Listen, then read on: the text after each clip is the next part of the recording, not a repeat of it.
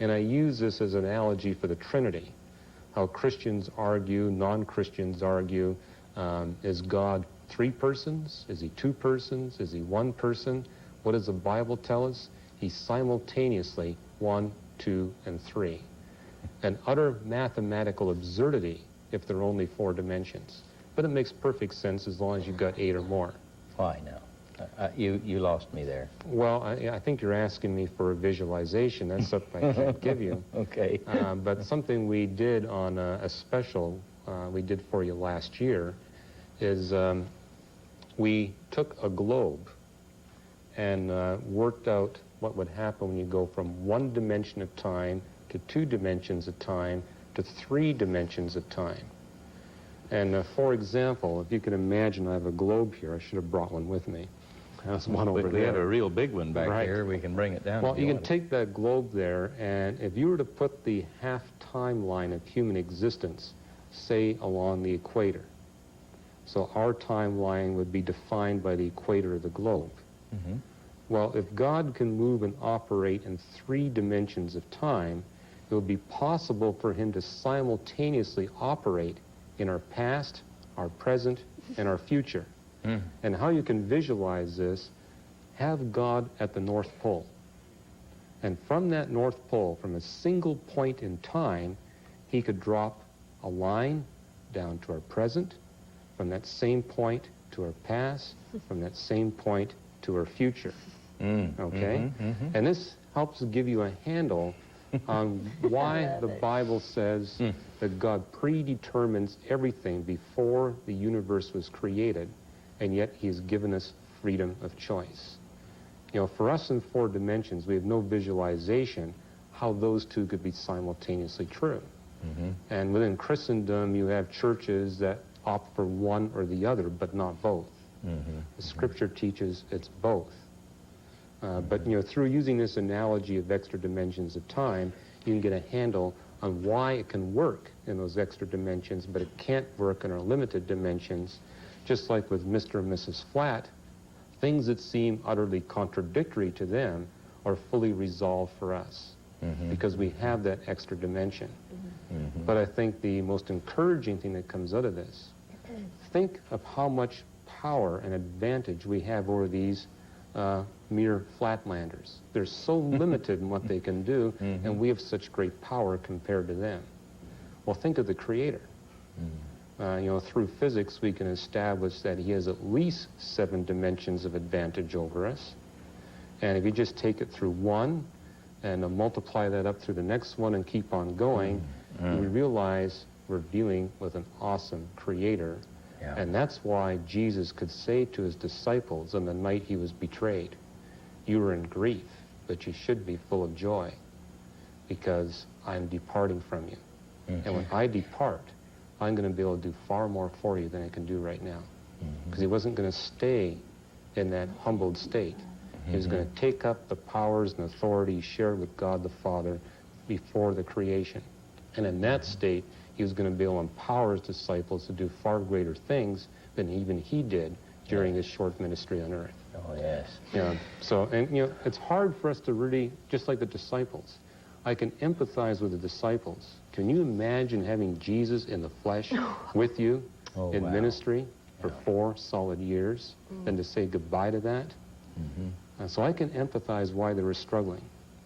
But the encouragement from that chapter in John is, it's far better for us the way it is than it was for them. Because if I go away, someday you will know all of the dimensions that I know. Well, I mean, he's no longer confining himself to 4 dimensions. Yeah, right. So he's available to us anytime. Yeah. He's literally that 1/10 of a millimeter close. You know, Dr. Ross, I heard you one time explain how you know beyond a shadow of a doubt that there is a Creator. Explain that to people. A lot of people live wondering if there is or was. Well, several years ago, I gave a message to a group called Atheists United here in Southern California. There's about 300 of them. And They invited you? They invited me to speak. I see. That was courageous, to say the least. And A lot of them, about 1/3 of them, were saying, I will not believe until I see absolute proof. And the thing I had to share with them is that because we're confined to these 4 dimensions, our knowledge is always incomplete. That's why there's always going to be unsolved problems, both in science and in theology, because, there is that incompleteness. But I said, what we do have available is practical proof. I can't give you absolute proof from my own existence, my wife's existence, or God's existence, but I can give you practical proof. And I said, if I can give you more practical evidence for God's existence than my existence right now here in front of you, is that good enough? You bet. And if you're rational, you'll say, yeah, that is good enough. And they say, well, you've never seen God. And I say, well, as a physicist, I have never seen a neutrino. But I'm utterly convinced that neutrinos exist because of the evidence. What are neutrinos? They're fundamental particles that are so small that you can't Like see electrons or atoms or something? Yeah, Smaller than that. They're harder to detect than electrons. I see. They literally go through the whole of the Earth without stopping. So, and this has mass and matter? well, some of the neutrinos have mass, some don't. So there's 3 different kinds of neutrinos. Well, that's another subject. That's another so whole subject. But the point is that, I thought we neutrino physicists... was a good breakfast cereal.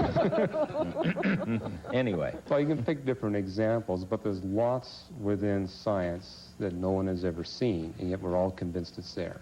Yes. Because of the weight of the evidence. And actually in physics, we've worked out a rule of thumb. If we can demonstrate that something is less than 1 chance in 10 to the 50th of happening, we can safely call that impossible.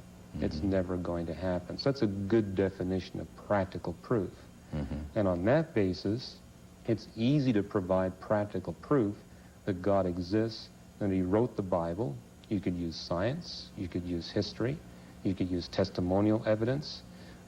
Whatever channel you choose to pick, it's easy to come up with a number that exceeds more than 1 chance in 10 to the 50th, or less than 1 chance in the 50th, of it being some other conclusion. That's 10 with 50 zeros? 10 with 50 zeros. Yeah, there's not even a name for that number, I don't think, is there, other than 10 to the 50th? Well, for example, the last time I was here, I talked about a little paper that we have written in Reasons to Believe, which is taken from my testimony story, of looking at 13 predictions in the Bible of future history. 13 predictions that have been fulfilled. And how these predictions lend themselves to easy calculations as to the chance of coincidental fulfillment. And the number you come up with is it's less than 1 chance in 10 to the 138 that it's a coincidence. Whoa. And since that 138 zeros is such an enormous number of zeros, you say we have something here that establishes that the Bible is more reliable than even some of our laws of physics. I want to get to that in just a minute, but let's get back to the atheist convention here for just a moment. What else did you say to these esteemed unbelievers? Well, I went through the new measurements of the universe and how what's different today in terms of non-theism is that 20 years ago the universe wasn't measured. Today it is. And the significance of that is if there's a creator and you can measure his creation, then you've got a tool for measuring him. It says, let's look at these new measurements and see what they reveal. Now, they had a panel there that night of 4 professors from the university.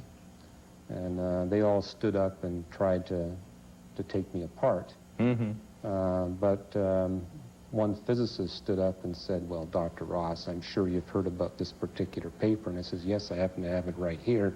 I had a chart all prepared, and I went through the chart and showed them how what he thought was evidence for non-theism, in fact, was evidence for theism.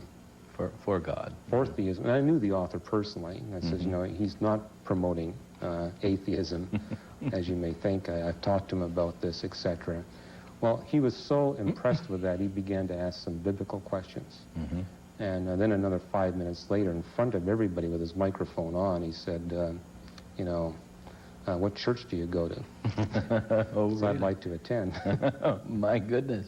So, and that really set the tone, because now the audience was really receptive.